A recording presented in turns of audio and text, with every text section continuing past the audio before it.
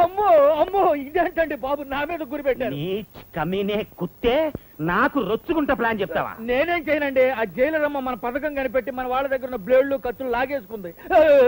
సంజాయికి చెప్పిన గన్న కిందకి దించరే. ఆ విజయ్ గారిని ఎలా చంపాలో తొందరగా చెప్పి నీ ప్రాణాలు కాపాడుకో. చెబుతా మీరు తొందరపడకండి. వాడు మెకానిక్ కాబట్టి ఇన్నాళ్ళు జైల్లో వాడితో ఆ పనే చేయించా. ఈ రోజు పేళ్లు వేయడానికి వాడి చేతి గొడ్డలిస్తా. ఇచ్చి వాడి చేతిలో గొడ్డలుండగా మీ తమ్ముడిని ఒంటరిగా వాడికి ఎదురుగా రమ్మంటాను.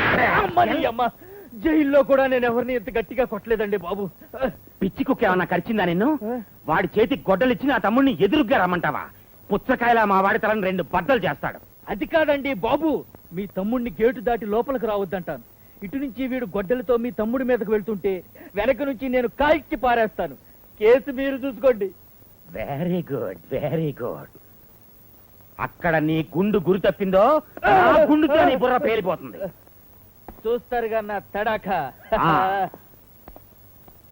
పిల్లో డబ్బయ్యనా టింగ్ టింగ్ పిల్లో టింగయ్యనా